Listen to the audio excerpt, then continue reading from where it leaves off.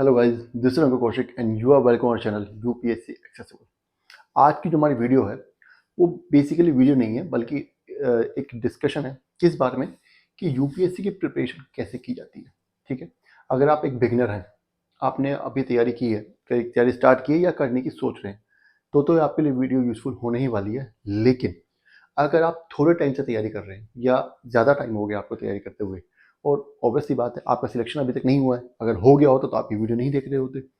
ठीक है, तो कहीं न कहीं आप फँसे हुए हैं। आपका कभी आपका प्रीलिम्स रह जा रहा है या मेंस रह जा रहा है या इंटरव्यू तक पहुँच पा रहे हैं आप, नहीं पहुँच इंटरव्यू तक पहुँच पा रहे हैं, जो भी कुछ है, फाइनल सिलेक्शन नहीं हो पा रहा है। तो कहीं न कहीं आप एक साइकिल में फँसे हुए हैं, लूप में फँसे हुए हैं। तो भी वीडियो आपके लिए यूज़फुल हो सकती है क्योंकि शायद जो स्ट्रैटेजी है, जो मैं आपको बताने वाला हूँ, वो आपको शायद हेल्प करे आपकी तैयारी बेटर तरीके से करने में। ठीक है, तो स्टार्ट करते हैं। जो ये वीडियो है इसमें हम 3 चीज़ों के बारे में बात करेंगे आज, जो मेन इंपॉर्टेंट चीज़ है यूपीएससी की तैयारी करते टाइम। ठीक है, सबसे पहली है पैटर्न। एग्जाम का पैटर्न ही अगर आपको नहीं पता होगा तो आप तैयारी क्या करेंगे। तो एग्जाम का पैटर्न पता होना बहुत ज़रूरी है। ठीक है, उसके बाद सिलेबस, पढ़ना क्या है आपको, एग्जाम देने जा रहे हो तो पढ़ना क्या ये तो पता होना चाहिए ना। और लास्ट चीज़ हमारी स्ट्रेटजी, कैसे पढ़ना है। सबसे ज़रूरी चीज़, कैसे पढ़ना है, क्या पढ़ना है वो तो ज़रूरी है, कैसे पढ़ना है वो ज़्यादा ज़रूरी है। ठीक है, तो स्टार्ट करते हैं पैटर्न से। पैटर्न में हमारे इसमें यूपीएससी के एग्जाम में 3 स्टेप्स होते हैं। सबसे पहले स्टेप जो होता है प्रीलिम्स होता है, प्रिलिमिनरी एग्जामिनेशन। दूसरा जो होता है मेंस एग्जामिनेशन होता है। और तीसरा जो फाइनल स्टेप जो होता है इंटरव्यू होता है। इसके बाद फिर आपका फाइनल सिलेक्शन हो जाता है। जो प्रीलिम्स है इसके मार्क्स काउंट नहीं होते। फाइनल लिस्ट में जो आपके मार्क्स काउंट होंगे वो मेंस और इंटरव्यू के ही होंगे। प्रीलिम्स सिर्फ आपको निकालना है, मेरिट जाती है, उसकी मेरिट एक होती है, उससे ऊपर अगर आपके मार्क्स आते हैं तो आप प्रीलिम्स क्वालिफाई कर लेते हैं। ठीक है, प्रीलिम्स से आपको क्वालिफाई करना है। लेकिन अगर आपने प्रीलिम्स क्वालिफाई नहीं किया तो आप मेंस नहीं लिख सकते। मेंस नहीं लिखेंगे तो इंटरव्यू तक तो जाने का सवाल ही नहीं है। ठीक है, कुछ लोग अगर सोच रहे सीधा डायरेक्ट इंटरव्यू पहुंच जाता हूँ, है ना, बहुत से लोग ऐसे भी होते हैं। ऐसा नहीं होता, प्रीलिम्स आपको क्वालिफाई करना ही होता है, उसके बाद मेंस क्वालिफाई करना होगा, फिर इंटरव्यू, उसके बाद फाइनल सिलेक्शन। ठीक है, अब यहाँ पे क्या होता है, प्रीलिम्स जो होता है, प्रीलिम्स में क्वालिफाई करने के लिए जिसकी कट ऑफ जो जनरली 50% या उससे कम ही रहती है। 50% आप मान के चलिए। GS1 और GS2 दो पेपर होते हैं। GS1 में जो जनरल स्टडीज़ के सब्जेक्ट हैं, history, geography, polity, science, current affairs, ये सब चीज़ें आती हैं। ठीक है, GS2 में जो है इसमें क्या होता है, इसमें आपके CSET का पेपर होता है। इसमें यही आपका रीजनिंग हो गया, क्वान्टिटेटिव एप्टीट्यूड हो गया, इस तरीके के सवाल आते हैं, रीजनिंग वगैरह, मैथ्स, इंग्लिश कॉम्प्रिहेंशन के सवाल आते हैं। ठीक है, तो ये होता है इस तरह, ये CSET का पेपर हमारा होता है। सीटेट जो GS2 का पेपर है ये सीटेट का क्वालिफाइंग होता है।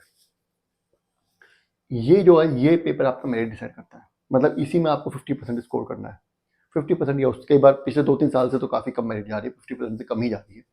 ठीक है, लेकिन हम कहने के लिए बोल देते हैं 50% अपना लेके चलते हैं। ठीक है, एक बात यहाँ पे जो ध्यान रखने वाली है वो ये है कि पहले आपका जब आप एग्जाम दे के आते हैं तो एग्जामिनर जो आपके चेक करते हैं पेपर, तो GS1 बाद में चेक होता है, पहले आपका GS2 चेक होता है। अगर आपका GS2 क्वालिफाई नहीं है, 33% आपको इसमें मार्क्स लाने होते हैं, अगर आप इसमें 33 मार्क्स नहीं लाए नेगेटिव मार्किंग के बाद, तो आपका GS1 चेक ही नहीं होगा।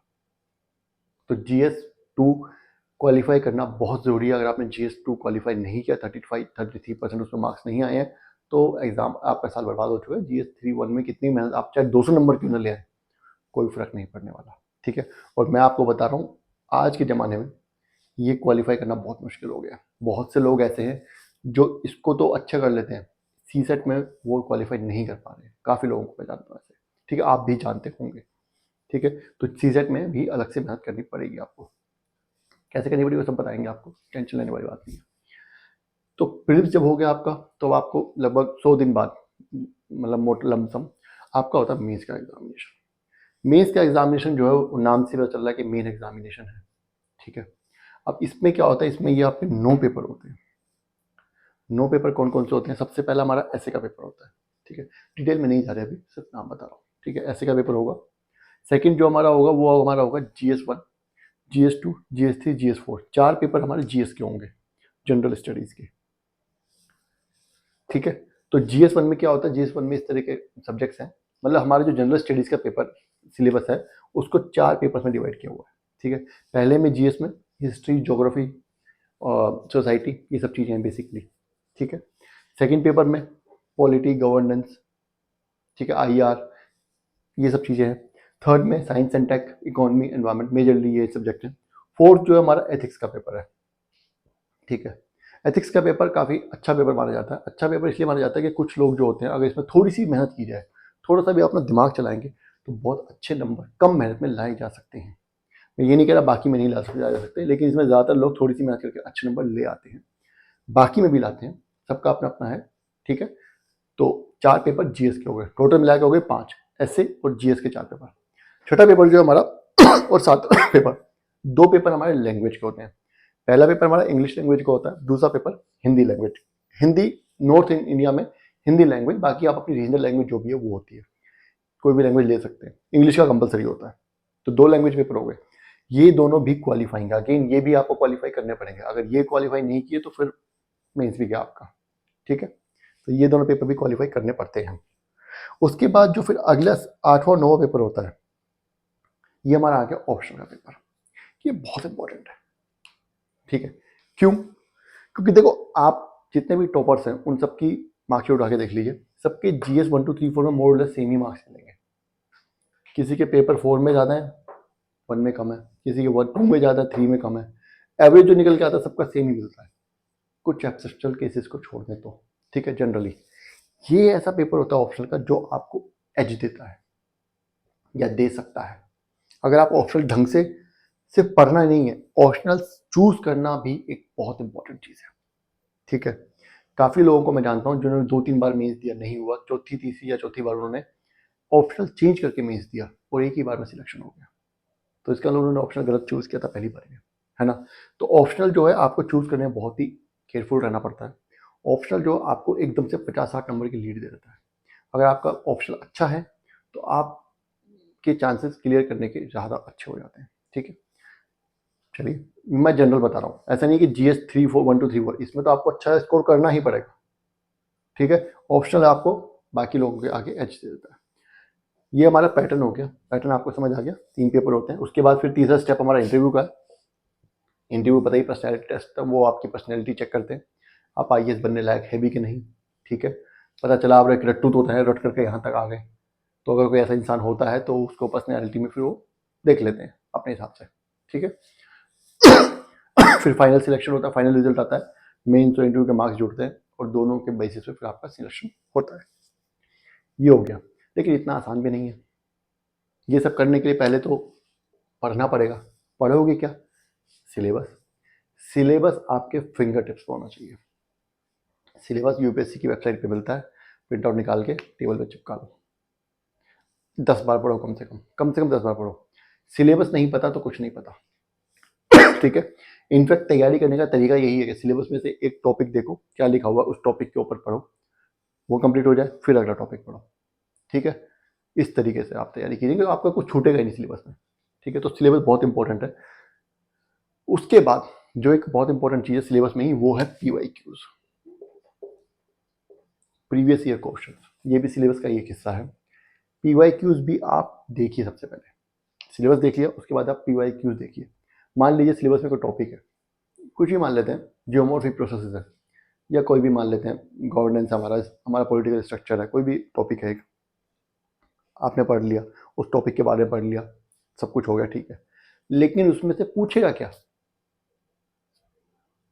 क्या किस तरह के क्वेश्चन आने वाले हैं, ये कैसे पता चलेगा आपको? ये आपको पता चलेगा पीवाईक्यूज से।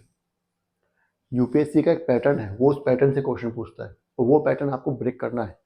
कैसे करना पड़ेगा? पीवाईक्यूज करके। और पीवाईक्यूज आपको सिर्फ अभी, ऐसा नहीं कि आप तैयारी स्टार्ट कर रहे हैं तो स्टार्ट करने से पहले एक बार देख लिया आपने पीवाईक्यूज, नहीं, आपकी स्टडीज का एक इंटीग्रल पार्ट होता है पीवाईक्यूज। इनफैक्ट मैं तो कहता हूं कि कोई भी टॉपिक आप जब भी पढ़ें, पढ़ने के बाद तुरंत उस टॉपिक से पीवाईक्यूज जो भी जितने भी बनते हैं सारे सॉल्व कर लीजिए, प्रीलिम्स और मेंस दोनों के। देखिए, उनके नोट्स बनाइए पीवाईक्यूज से, पीवाईक्यूज का जो आंसर है वो लिख के रख लीजिए, ठीक है। आपको वो टॉपिक कभी पढ़ने की जरूरत ही नहीं पड़ेगी, कंप्लीट स्टडी हो गई आपकी। यूपीएससी जितना पूछ सकता है किसी टॉपिक पे, वो सब तो आपने लिख लिया एक जगह, बचा क्या? कुछ भी नहीं। प्रीलिम्स और मेंस दोनों का लिख लीजिए, ठीक है। एक साथ भी नोट्स बना सकते हैं, प्रीलिम्स के अलग मेंस के अलग भी बना सकते हैं, वो आपके ऊपर डिपेंड करता है। लेकिन पीवाईक्यूज बहुत इंपॉर्टेंट है, ठीक है। इनफैक्ट प्रैक्टिस भी आपको पीवाईक्यू से करनी चाहिए, बार बार जब भी आपको प्रैक्टिस करें पीवाईक्यूज प्रैक्टिस करें ज़्यादा से ज़्यादा, ठीक है। टेस्ट सीरीज तो करनी ही है लेकिन पीवाईक्यूज भी करें, ठीक है। चलिए, पैटर्न हमें पता चल गया, सिलेबस के बारे में पता चल गया, सिलेबस में क्वेश्चन किस तरीके का आता है ये भी हमने देख लिया पीवाईक्यूज से, हो गया। अब है कि चलो ठीक है, पढ़ लिया, हमें क्या पढ़ना है ये पता चल गया, लेकिन कैसे पढ़ना है, तो उसके लिए हमारे पास होनी चाहिए स्ट्रेटेजी। मैंने क्या बोला कि कुछ लोग लूप में फंसे हुए हैं, कहीं ना कहीं उनकी स्ट्रेटेजी जो है उसमें कमी है, वो सही स्ट्रेटेजी फॉलो नहीं कर रहे, ठीक है। वो स्ट्रेटेजी जो है वो क्या होनी चाहिए ये आपको पता होना चाहिए तैयारी स्टार्ट करने से पहले। या आप दे चुके हैं 1-2 अटेम्प्ट और शायद आपकी स्ट्रेटेजी सही नहीं है, तो वो भी आपको कर लेनी चाहिए अपनी स्ट्रेटेजी, ठीक। अब स्ट्रेटेजी में क्या होता है, देखो यहाँ बच्चे क्या गलती करते हैं, कुछ लोग क्या करते हैं, फोकस उनका प्रीलिम्स पे ज़्यादा होता है, कुछ लोगों का फोकस जो होता है मेंस पे ज़्यादा होता है। इंटरव्यू तो खैर बात की बात है, वहाँ तक तो पहुँचेंगे तब देखेंगे, मेंस के लिए तो पहले, ठीक है। जो लोगों का फोकस प्रीलिम्स पे ज़्यादा होता है वो प्रीलिम्स हर बार निकालते हैं, मेंस उनका कभी नहीं निकलता। ऐसे लोग आपने देखोगे प्रीलिम्स में बहुत अच्छा स्कोर कर रहे हैं, लेकिन मेंस में उनके छः अटैम्प्ट है, 6 मेंस दे दिए, कुछ नहीं हो रहा। ज़्यादा अटैम्प्ट है, ज़्यादा दे दिए, कुछ नहीं हो रहा। मेंस में उतने ही रहते हैं उनके, है ना। तो क्या होता है, वो प्रीलिम्स का ज़्यादा पढ़ लिया उन्होंने। उन्होंने जब तैयारी स्टार्ट की तो उन्होंने सीधा प्रीलिम्स से ही की। क्या किया उन्होंने, प्रीलिम्स से 3-4 महीने पहले स्टार्ट किया, रट करके जैसे ही उनका वो था प्रीलिम्स निकाल लिया। मेंस की तैयारी उनकी थी नहीं। अब प्रीलिम्स के बाद जो 3-4 महीने का टाइम मिलता है, 3.5 महीने का, वो मेंस की तैयारी के लिए काफ़ी नहीं है। तो उसमें क्या हुआ, आपका मेंस अच्छा नहीं जाएगा, ऑब्वियस सी बात है। जब तक आप मेंस खत्म होगा आपका, तब तक दिवाली आ चुकी होगी। सितंबर के एंड में मेंस होते हैं, अक्टूबर नवंबर दिवाली फेस्टिव सीजन होता है, 1-2 महीने का बंदा रेस्ट भी लेता है, ठीक है। फिर 1-2 महीना बचा है, थोड़ा बहुत इधर उधर की चीज़ें देखेगा, फिर आती है जनवरी में फिर दोबारा प्रीलिम्स की तैयारी में लग जाता है। तो मेंस तो टोटली निगलेक्ट कर दिया उसने, फिर दोबारा अगेन वो उसी साइकिल में फंस जाते हैं। ऐसे बहुत से लोगों को जानते हैं, ठीक है। कुछ लोग इनका उल्टा होते हैं, वो क्या करते हैं, वो उनकी मेंस इतनी अच्छी होती है, पूरा जिंदगी मेंस ही पढ़ते रहते हैं, आंसर राइटिंग में लगे रहते हैं, लेकिन उनका प्रीलिम्स कभी क्लियर नहीं हो पाता। वो लोग ऐसा दावा करते हैं, उनके टीचर्स भी ऐसा दावा करते हैं कि तुम्हारा अगर एक बार प्रीलिम्स क्लियर हो गया तो तुम्हारा आंसर राइटिंग स्किल्स इतनी अच्छी है कि तुम मेंस नहीं रुकने वाला तुम्हारा, ठीक है। ऐसा होता है। तो आपको क्या करना है, आपको यहाँ पे एक बैलेंस बना के चलना है। वो बैलेंस कैसे बनाया जाएगा मैं बताता हूँ आपको। आपको तैयारी जब स्टार्ट करनी है, सपोज कीजिए एग्जाम जो होता है मई जून में होता है किसी भी साल में, यही डेट होती है, मिड में या जून में होता है, ठीक है। मई जून में जब स्टार्ट होगा तो ऑब्वियस सी बात है, आप एक साल पहले अगर आप मान के चलते आपने तैयारी स्टार्ट की है, ठीक है, तो पिछले मई जून में आपने यहाँ पे तैयारी स्टार्ट की है, ये वाले मई जून में आपने तैयारी स्टार्ट की, ठीक है। यहाँ पे क्या करना है आपको, यहाँ पे आपको जो तैयारी करनी है, इस तैयारी को हम 2 पार्ट्स में डिवाइड कर देते हैं। हमारा जो ब्रेकडाउन पार्ट जो डिवाइड करने का जो महीना है वो है हमारा दिसंबर और जनवरी। मोटा मोटा तौर पे आपको बताता हूं, दिसंबर से पहले आपको मेंस पे ज़्यादा फोकस करना है और दिसंबर के बाद जनवरी से आपको प्रीलिम्स पे ज़्यादा फोकस करना है। इस बात से कोई फर्क नहीं पड़ता कि आपकी तैयारी कितनी है, प्रीलिम्स की कितनी है। अगर आपकी कितनी भी तैयारी हो प्रीलिम्स की, दिसंबर से पहले आप मेंस ही पढ़िए, ठीक है। क्योंकि बाय डिफॉल्ट मेंस में भी आप प्री का ही पढ़ रहे हैं। अगर मेंस में पहला पेपर है GS1 का, ऐसे तो चलो GS है ही, उसको छोड़ दो, वो तो आप ये सब जो आपने पढ़ा है इन सबको आपको बड़े फॉर्म में लिखना है, तो ऐसे की तैयारी तो आपकी हो जाती है जब आप GS की तैयारी करते हो। आपको सिर्फ पैटर्न करना होता है, आपको क्या करना होता है, सिर्फ ऐसे लिखना सीखना होता है। आपने जो 3-4 पेपर्स में पढ़ा है GS के, वो आपको एक ऐसे फॉर्म में लिखना है। आपको एक टॉपिक दे दिया जाएगा, तो ऐसे का सिलेबस कुछ अलग नहीं, वो आपका GS से तैयार हो जाएगा। अगर आपका GS अच्छा है तो आपका ऐसे भी अच्छा हो जाएगा। आपको सिर्फ ऐसे लिखने की प्रैक्टिस करनी है कि इसमें जो वर्ड लिमिट होती है वो जनरली 200 वर्ड्स होती है, 100 वर्ड्स, 150 वर्ड, 200 वर्ड, यहाँ पे वर्ड लिमिट ज़्यादा होती है। तो वही चीज़ आपको थोड़े ज़्यादा वर्ड लिमिट्स पे लिखने की कोशिश करनी है, ठीक है। उसी पैटर्न में उसी तरीके से वही आपकी अप्रोच रखनी है, तो ऐसी की तैयारी आपकी GS से हो जाती है। बाकी मैं बता दूंगा आपको, ऐसे के लिए भी अलग से वीडियो बनाऊंगा, क्लासेस भी होंगी ऐसे की बाद में जाकर के, ठीक है। लेकिन जब आप GS पढ़ेंगे, तो जब आपने इस चैप्टर में हमने क्या बताया, GS1 में क्या है, हिस्ट्री ज्योग्राफी है, GS1 में क्या मेजर सब्जेक्ट क्या है? हिस्ट्री और ज्योग्राफी। जब आप हिस्ट्री पढ़ेंगे, एनसीईआरटी सपोज कीजिए आप हिस्ट्री का एनसीईआरटी पढ़ते हैं, एंशिएंट मिडाइवल और मॉडर्न की, तो वही तो आपको प्रीलिम्स में भी पढ़नी है। नेशनल मूवमेंट तो वही है ना, गांधी जी ने नॉन कोऑपरेशन मूवमेंट तो उसी टाइम पे स्टार्ट किया था ना, चाहे आप वो प्रीलिम्स में पूछा जाए क्वेश्चन या मेंस में पूछा जाए, नॉन कोऑपरेशन मूवमेंट तो वही रहेगा, खिलाफत मूवमेंट तो वही रहेगी, स्वदेशी आंदोलन तो वही रहेगा ना। फर्क क्या होता है कि प्रीलिम्स में जब आप प्रीलिम्स की तैयारी करते हो तो आप थोड़ा सा फैक्ट्स पे ज्यादा ध्यान दे देते हो, देना होता है आपको, क्योंकि प्रीलिम्स एक ऑब्जेक्टिव पेपर है, इसमें 4 ऑप्शन दिए होते हैं, उनमें से आपको करेक्ट में टिक करना होता है। मेंस में आपको लिखना होता है, तो ऐसा नहीं कि फैक्ट्स वहाँ नहीं चाहिए, फैक्ट्स मेंस में चाहिए आपको अपना आंसर एनरिच करने के लिए, लेकिन प्रीलिम्स में कुछ अलग तरीके के फैक्ट्स भी चाहिए पूछे जाते हैं, वो आपको अगेन फिर दोबारा पता कैसे चलेगा? पीवाईक्यूज से। तो पीवाईक्यूज के बेसिस पे जब आप पीवाईक्यू बार बार रिवाइज करोगे, सपोज कीजिए आपने कोई टॉपिक पढ़ा, फिर उसके बाद आपने उसके पीवाईक्यूज देखे, तो वो पीवाईक्यूज देख के आपको पता चल जाएगा इस क्वेश्चन में, इस टॉपिक से ये प्रीलिम्स में कैसे क्वेश्चन पूछता है और मेंस में कैसे क्वेश्चन पूछता है। नोट्स बना लीजिए, उनके लिख लीजिए, ठीक है। तो मेंस की तैयारी करते करते भी दिसंबर से पहले आपकी बाय डिफॉल्ट प्रीलिम्स की तैयारी हो रही है। अगेन जब आप ज्योग्राफी पढ़ेंगे, ज्योग्राफी एनसीईआरटी पढ़ेंगे या जीसी लोग पढ़ेंगे, किसी भी कोचिंग के नोट्स पढ़ेंगे, कुछ भी पढ़ेंगे, जो भी आपका मन है, तो वो प्रीलिम्स में भी काम आएगा आपके, आएगा तो है। GS2 में जो है जीएस है, पॉलिटी हमारी, IR है, ये सब आपका प्रीलिम्स में काम आएगा। इकोनॉमी साइंस तक आपका प्रीलिम्स में काम आएगा। एथिक्स का पेपर ऐसा है जो कि आपका प्रीलिम्स में काम नहीं आएगा जनरली, ठीक है। उसके बाद फिर इंग्लिश लैंग्वेज, ये तो थोड़ा बहुत देख लेंगे, इसमें आप, इसमें क्या होता है जनरली बच्चे अच्छे से कर लेते हैं लैंग्वेज के पेपर को, ठीक है, थोड़ा बहुत ही मेहनत करनी पड़ती है, ज़्यादा करनी पड़ती है। ऑप्शनल का ऐसा, अगर आपका ऑप्शनल कुछ ऐसा हिस्ट्री ज्योग्राफी है या पॉलिटिकल साइंस से रिलेटेड ऑप्शनल है, तो आपको वो प्रीलिम्स में हेल्प कर देता है, वो भी आपको प्रीलिम्स में हेल्प कर देता है। लेकिन अगर आपका ऑप्शनल अलग है, जैसे एंथ्रो हो गया या साइकोलॉजी हो गया, तो वो आपको प्रीलिम्स में उतनी हेल्प नहीं करेगा, ठीक है। तो वो आप अपनी, आपका अपना खुद का अंडरस्टैंडिंग आप कौन सा चूज करते हैं, ठीक है। देख सबका सिलेबस, सबका सबसे बड़ी बात है आपको समझ कौन सा आ रहा है, आपका इंटरेस्ट किस में है ऑप्शनल में, और आप अच्छा लिख किस में पा रहे हो, ठीक है। तो वो ऑप्शनल के बारे में अलग से बात करेंगे, ठीक है। तो यहाँ पे क्या करना है, तो यहाँ पे क्या करना है, दिसंबर से पहले मेंस की तैयारी आपको ज़्यादा करनी है।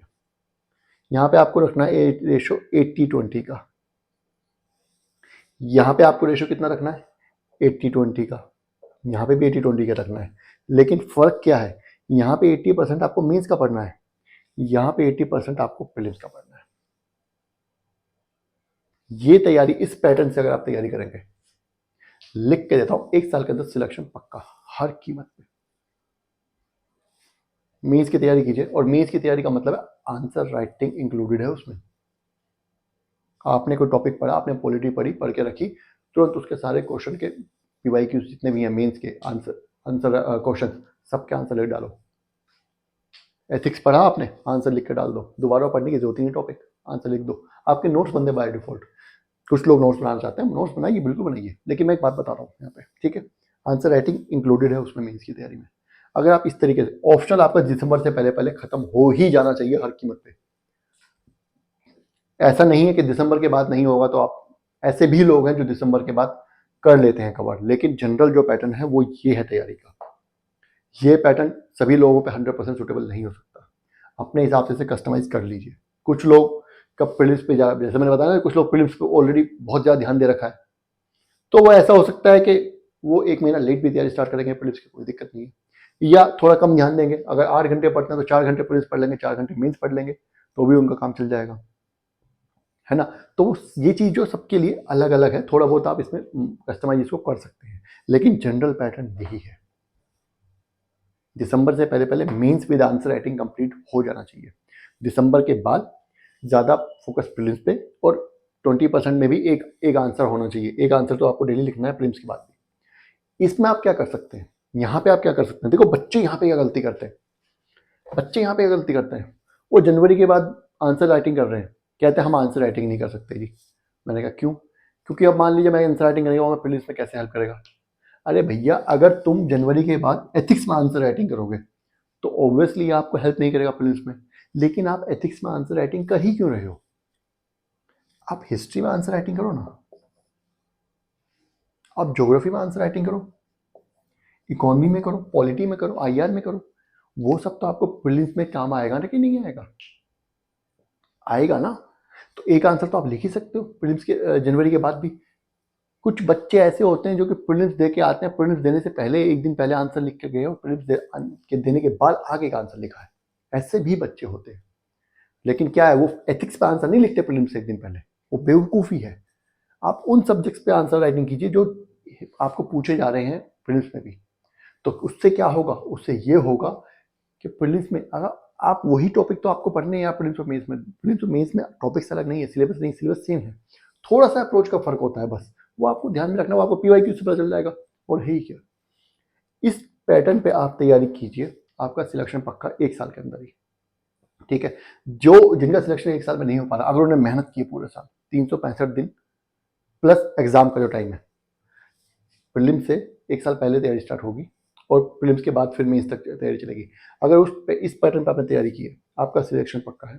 कहीं थोड़ी कमी रह गई तो अगले साल हो जाएगा, कोई टेंशन नहीं है।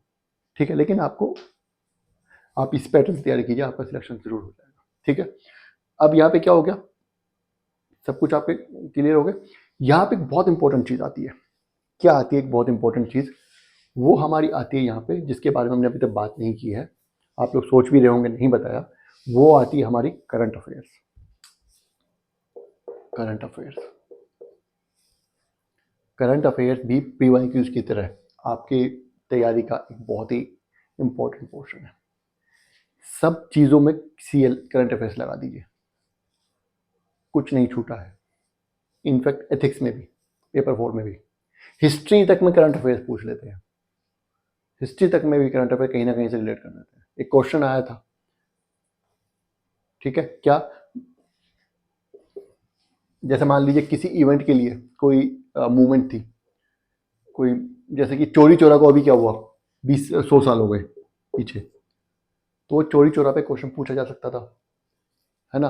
तो क्या हुआ, हिस्ट्री भी कनेक्ट होगी कि नहीं होगी, है ना। कभी आज से 100 साल पहले मान लीजिए पोस्टल सिस्टम, पोस्टल जो है वो स्टार्ट हुआ हो, कोई रेलवे लाइन स्टार्ट हुई हो, उसके ऊपर क्वेश्चन पूछा जा सकता है। और पूछते हैं, पूछा है, डलहौजी के बारे में क्वेश्चन पूछा है 100 साल होने पे, है ना, पूछा है ना।